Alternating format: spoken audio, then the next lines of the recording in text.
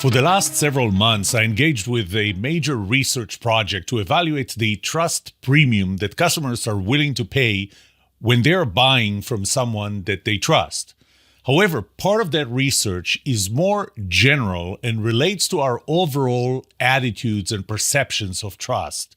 In this episode, I will tell you what I found so far about the relationships between risk-taking attitude, perceptions of trustworthiness and whether people should be trusted, the willingness to start with trust and let people lose it rather than wait for them to earn my trust, and our belief that you get what you paid for. Some of those findings are more obvious, some are less obvious and somewhat surprising. I'll share all of this information right after this.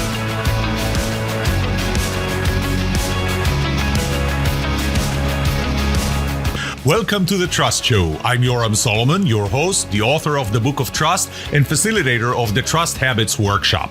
My mission is simple. I want to help you form habits that build your trustworthiness, because the answer to this question will have the biggest impact on your personal and professional success or failure. Can I trust you?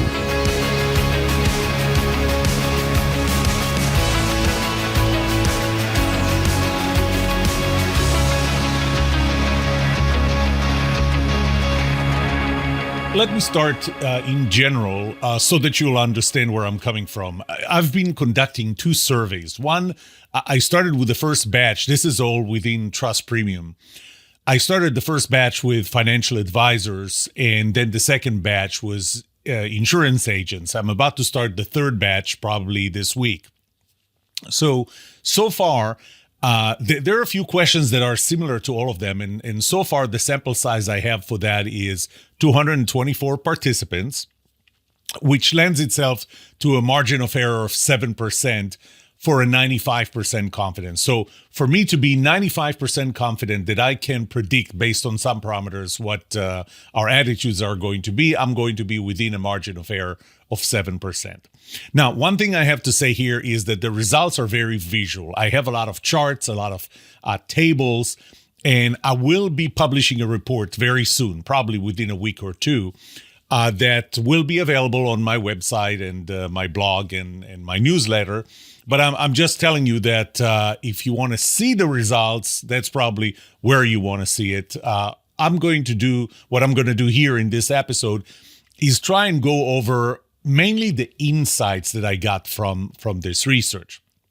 Now, there are a few general questions that I plugged into every one of those surveys, regardless of whether I included financial advisors, insurance agents, and you'll see what they are in just a minute.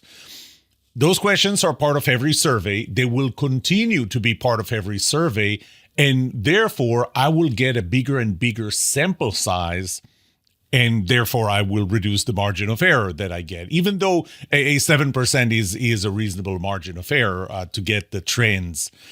Now, the questions are, there are several questions that I included here. I believe there are 5 questions that I'm going to address today.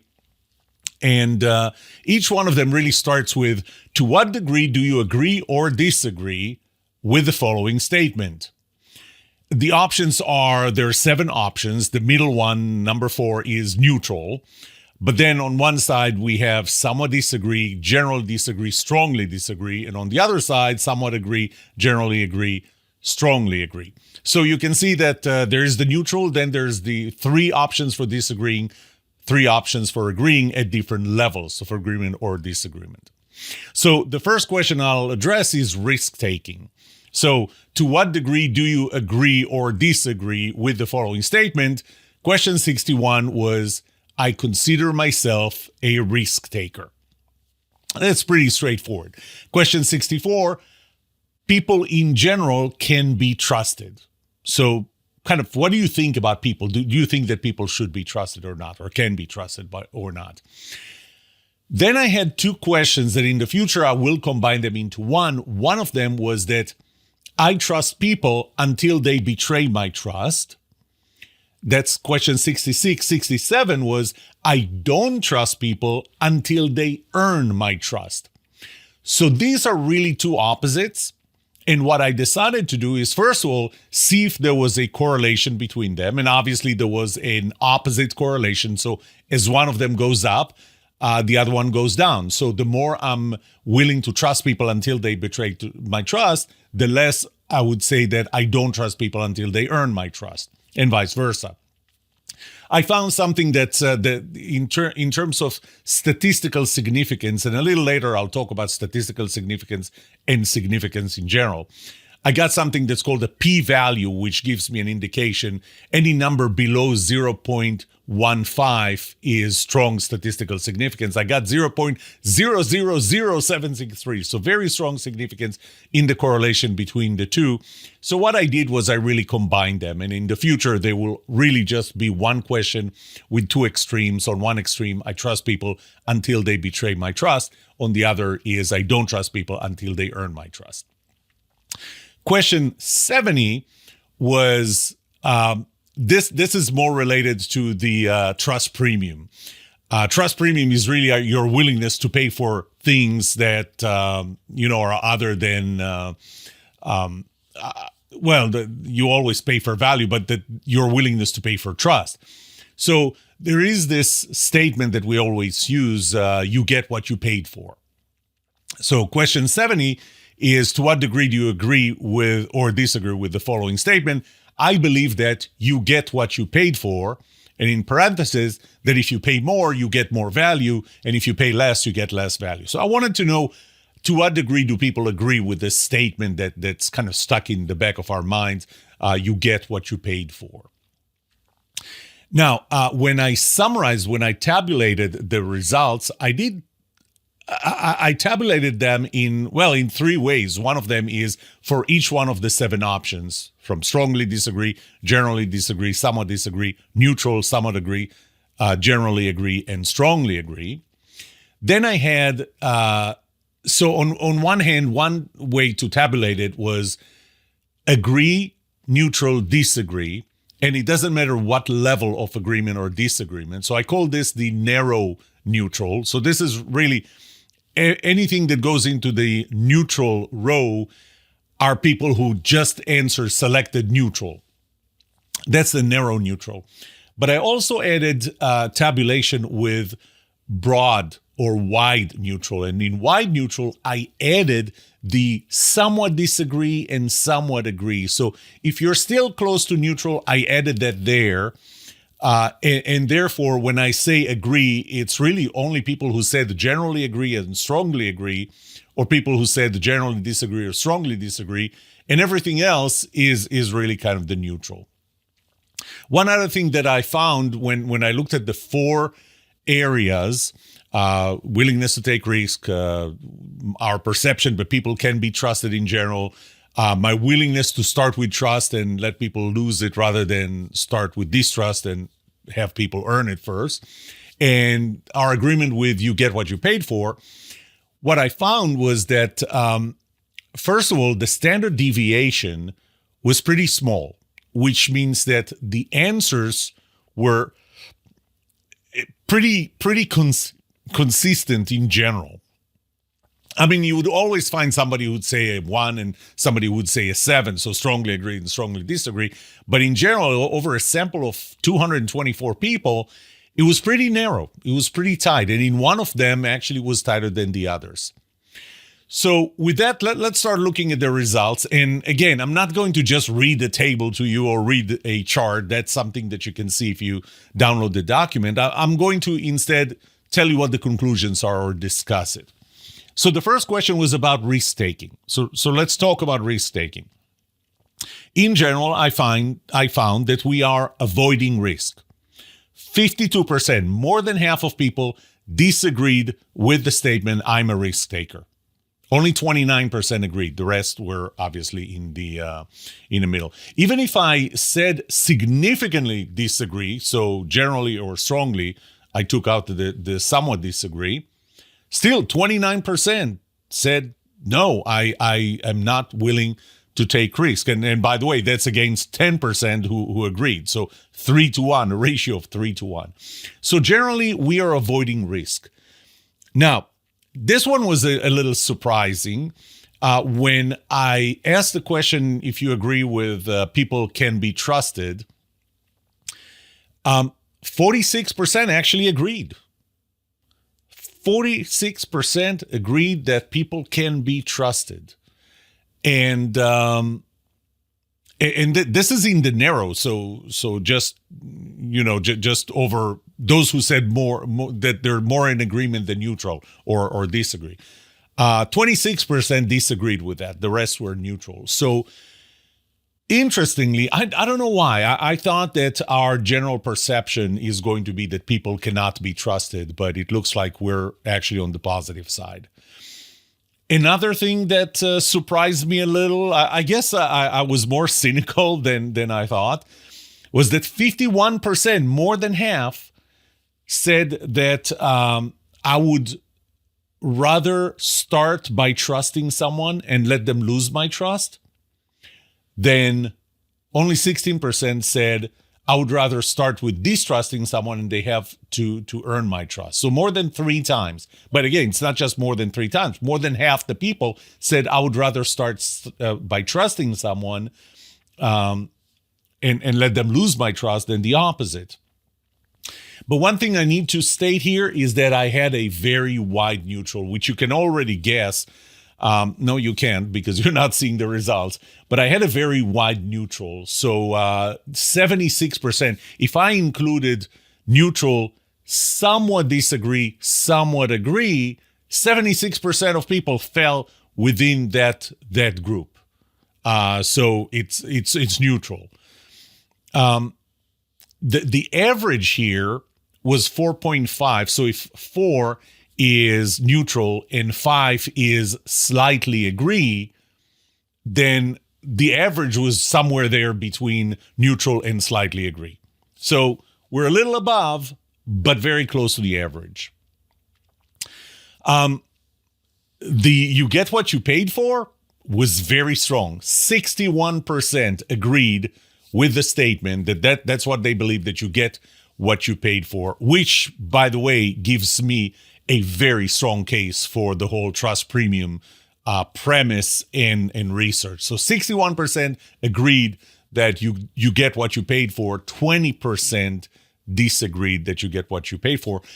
Even if I looked at the wide neutral, so kind of lumped the neutral, slightly agree, slightly disagree in the middle, I still had 32% agreeing that you get what you paid for, strongly agreeing, I would say, versus 6%. So we're more than 5-to-1 ratio. Okay. Next, what I'm going to do in this episode is I'll talk about the impact of age, because I have the age demographics, gender, income level, and the financial perception of your income and your finances in general. Age, it's the things that you go through your life. I looked at different ages. I didn't break it by generations. I really broke it by, the age of 18 to 26. You're still on your parents' health care. You're trying to figure yourself out. Maybe you live out. Maybe you still live with your parents. 27 to 35 is probably the age you get married. 36, 45, you already have kids. Life looks differently. 46 to 59 is the group where I'm in. Before in a year, I'm going to switch to the next one, which is 60 plus, which is where you start thinking about retirement. And no, I'm not thinking about retirement, in case you're wondering. So in the financial perception, so the next one was, so we had age, we had a gender, income level. So I broke income level by I'm trying to remember the numbers here. Actually, I'll just go down and find it. Under 25,000 a year, 25 to 50, 50 to 75, 75 to 100, 100 to 149 or 150, and then 150,000 and above. But then I also broke it into what is your perception of your financial situation, and I gave several options. One is barely making it, staying above water. I managed to put money into saving. I'm doing just fine. And then the last one, which very few selected, so I just eliminated that. I have more than I need. Almost nobody was willing to admit they have more than they need. What I found is a very strong correlation between the income and what I feel about the income. So I'm not going to spend a lot of time comparing the different results with separately from the actual income and what you feel about your income or your financial status. The first item that I started analyzing by age, income level, gender, and so on was the risk tolerance, our willingness to take risk. And as I said before, 52% say we are not willing to take risks, 29% said that we are. As I break it by age, what I found was that the 18 to 35 age range, those are the people who were willing to take more risk. So 38% in those ages said we're willing to take risk. The average was 29%. So 38% are risk takers in the ages of 18 to 35. And it really drops off across all the other ages. And it's really just above 35. So as we grow old, it seems we're less willing to take risk. And then if I look at the opposite, the disagreement, the saying, I'm not willing to take risk, the number goes from 48 to 46% in those ages, up to 52% at the higher ages. And actually, there seems to be like a bump between 36 and 45, where this number is almost 70%. There's a big drop after 36. After the age of 35 into 36, there's a big drop in our willingness to take risks. So the younger we are, 18 to 35, we're more willing to take risk. The older we are, less. When I look at gender, females are more risk averse. They're 57% saying they disagree with the statement, I'm a risk taker.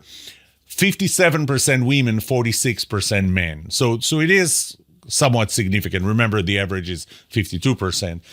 And risk takers, our willingness to take risk on the flip side, 25% for women, 34% for men. So we have a 9% difference here, 11% actually on willingness, on not willing to take risk, 9% on, 9% on willingness to take risks. So women are less willing to take risks based on my survey, okay? When I compare it to income level, the higher income level, the more risk averse people are.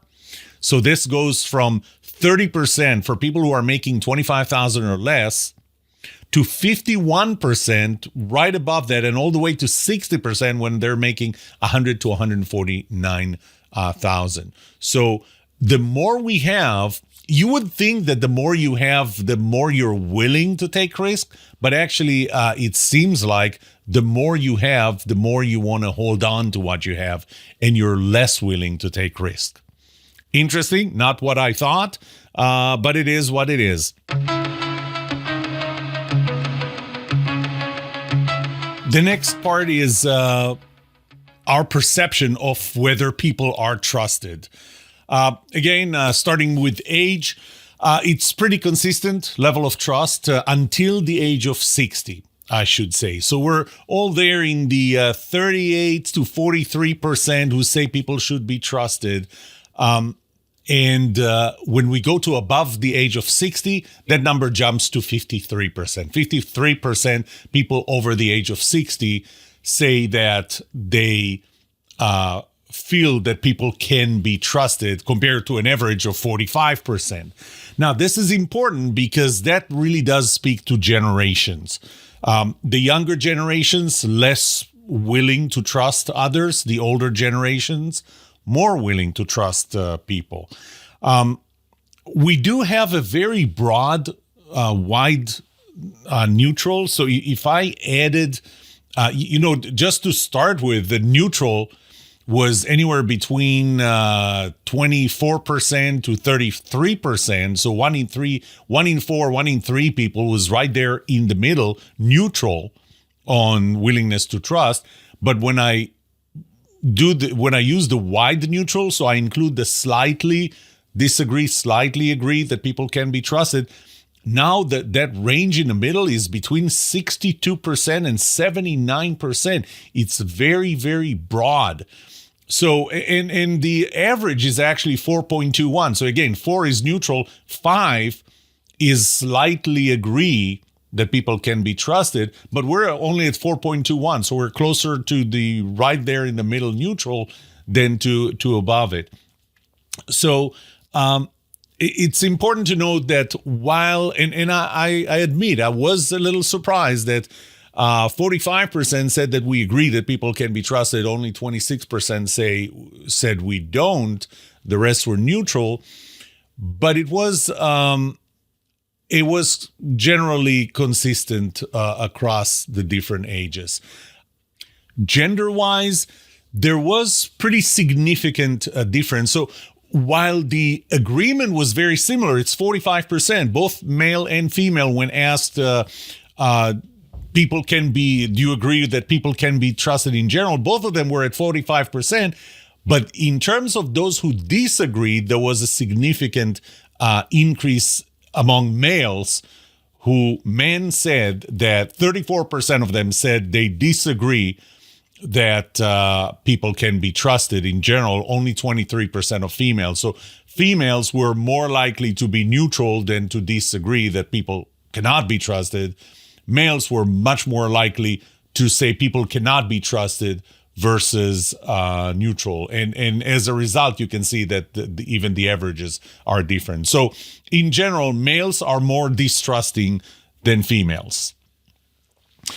How about income level? Income level was pretty consistent across the different levels. There was a bit of a jump there above $150,000. So people who are making more than $150,000 a year felt more that others can be trusted, that people can be trusted in general. That number went to 61% compared to an average of 45%. Well, the rest of them are very, very consistent. The rest of the income levels are very consistent.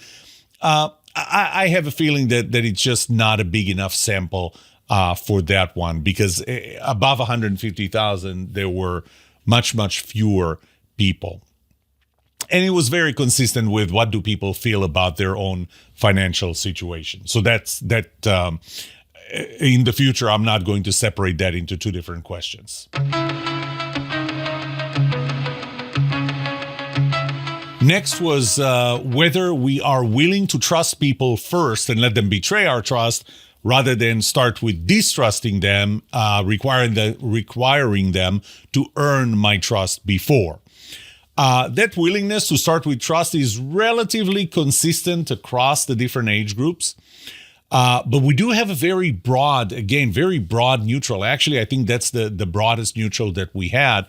So about 30 to 38% of people were neutral. Actually selected the I'm neutral about this question. 70 to 85% when I broadened the neutral to include slightly agreeing, slightly disagreeing with the statement. So in general, I would say that we fall right there in the middle.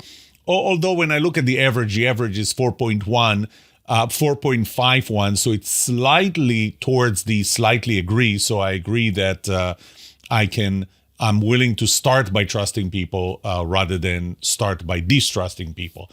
Very narrow standard deviation, which kind of indicates why we have so many right there in the middle. Across gender, I did not see there were no significant gender differences. So men and women tend to equally, very same way. 51% agree I would start by trusting and let someone lose my trust rather than start by distrusting and let someone have someone earn my trust first. As far as income level, we are a little more willing to trust when we have to start with trust when we have higher income, but only slightly more. So it's not significant. We went from 50% to 56% at the highest as income went up. And kind of the same thing happened when I asked people about how do you feel about your own finances. The more they're willing to, the better they feel that they are financially, regardless of their actual income level, the more they were willing to start with trust. But again, it was not a dramatic difference. The last item was the you get what you paid for. I did not see a dramatic difference across ages. It was pretty consistent, somewhere in the 55 to 61% who agree with that statement. What you get is what you paid for, which is interesting because I would have expected the higher ages to be a little more accentuated. I did have this bump in the 46 to 59 age group. It went up to 61, but I think that's really a matter of sample size rather than a true trend, because the group above it went back to the average of about 55, 57%. So, and there was some abnormality at low at the 27 to 35 in disagreeing that you get what you paid for. But again, I attribute that more to sample size at this point. I didn't see significant difference in ages. I mean, just a couple of percent points here or there. Income level, I did see a difference. The more you make, the more you believe in you get what you paid for. One way I would attribute this is that the more money you have, the more you're willing to pay to get more value, as opposed to the less money you have, the less you go, well, I'm going to get more value, so I'm willing to pay more. So that's an important point, that trust premium should probably have a much bigger impact on higher earners, higher income earners than lower income earners. And again, when I ask people about what you feel about your finances, then it was very consistent with how much they're actually really making. Now I went to analyze correlation between different components here. And the first one was the between risk and the fact that people can be trusted. Now, I'm going to be using two terms that are not interchangeable. I'm going to use significant versus statistically significant. The difference is when something is statistically significant, that means that there is a correlation and we can see the correlation and it is very consistent. We have a good p-value of less than 0.15, which means that those two are correlated. But being correlated doesn't mean that this correlation is strong in terms of a big impact of one over the other. It's just that we see a very clear impact. We just don't know how big it is. Something significant means that any change in one of them makes a significant change in the other. Okay, so I'll talk about the two and maybe I'll explain it a little more. So the first one I checked was between the fact that you're a risk taker and whether you think that people can be trusted. I did not find a correlation here. There is no correlation between whether you're a risk taker and whether you think that people can be trusted or not. There was no correlation. Couldn't find it. I mean, it wasn't statistically significant. And even if I look at just what kind of looks like the ratio between them, it's almost a completely horizontal line. The next one, on the other hand, when I asked about your risk tolerance and your acceptance of the statement, you get what you paid for, this was statistically significant. So I did see some, it was significant. By the way, it was borderline. You need to have a p-value, which is a statistic term of 0.15. I actually had 0.149, so very close to not being statistically significant, but it is statistically significant. but it didn't have a significant impact. So we're talking 8.6%, less than 9%. So if you are more of a risk taker, you're more willing to agree that you get what you paid for, but the correlation is less than 9%. So it doesn't go up significantly higher. Okay. So the willingness to take risk has little impact, does have an impact, but little impact on believing that you get what you paid for. Next correlation was between your risk tolerance, your willingness to take risk, and whether you're willing to start with trust. This was a stronger, statistically significant correlation. So it was 0.058. But again, it wasn't a strong impact. It was less than 10%, about 9.6%, which means that being a risk taker, if you're more of a risk taker, you do have impact, although a little impact, on your willingness to start with trust, which kind of makes sense. I mean, if I'm more of a risk taker, I'm more willing to trust others first and let them betray my trust versus the other way around. So maybe I should be surprised there was less than 10%. So the relationship was less than 10%. Now, here is a big one. The correlation between I believe that people can be trusted and my willingness to start with trust, that was a very strong, significant, a statistical significant, and a very strong correlation. So the correlation was almost 45%. So to say this in a sentence, if I believe that people can be trusted, or the more I believe that people can be trusted, the more I'm willing to extend trust first, which makes sense. I mean, it makes very strong sense, but now I have the statistical data to back it up.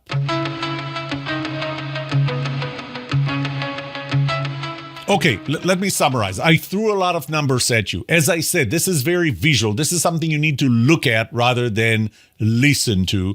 This is why I'm repeating some of the key data pieces. But again, I would encourage you to go and look at my website, trusthabits.com/blog. Go to my blog, subscribe to my newsletter. You're going to get the report that will come out in the next week or two. As you can already tell, I already have the data, the charts, the tables, and all I need to do is just put them together in a document. I just wanted to share with you that information first. So, in summary, generally we are avoiding risk. 52% disagreed with I'm a risk taker. Only 29% agreed. Significant disagreement. 29%. Females are more risk averse. 57% versus 46% for men, and are less risk takers, 25% versus 34% for men. The higher the income level, the more risk averse we are, not risk takers, the more risk averse. The more money we have, the more money we make, the less we want to part with it at risk. And it wasn't just financial risk I talked about. Surprisingly, 46% agreed that people can be trusted. Only 26% disagreed. I thought we are more cynical than that, but apparently we're not. People over the age of 60 are more trusting than younger people. Very broad, wide, neutral here. So even though they're more trusting, but in general, we're more around the neutral than in one way or one direction or the other. Males are a lot more distrusting than females. Women are more trusting than men, or less distrusting than men. And I didn't find a significant impact of income or the perception of how I'm doing financially on whether I think people can be trusted or not. On average, we're slightly leaning towards starting with trust, but again, very wide neutral. No significant gender differences here. A little more willing to trust first with age, but it's a little. There is a strong you get what you paid for. 61% of people believe that you get what you paid for. Only 20% don't. That's a strong case for my whole trust premium premise. No significant gender differences. a little more with age, but again, not significant. When I looked at correlations, there is no significant correlation between being a risk taker and believing that people can be trusted. Little positive correlation between being a risk taker and agreeing that you get what you paid for, but that's less than 9%. Again, little positive correlation between being a risk taker and willing to start with trust, less than 10%. I would have expected more here. Where the big correlation, the big impact is between the fact that I believe that people can be trusted and that I'm willing to extend trust first, let you lose it, rather than demand that you earn my trust, which makes sense if I think that people can be trusted. As I said, I will publish an article with the findings, a report. You'll find it in my blog. You'll find it in my newsletter. That's it for today. May trust be with you. This was The Trust Show.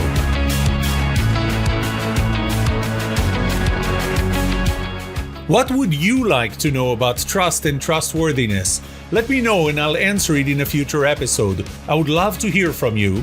Email me at yoram@thetrustshow.com.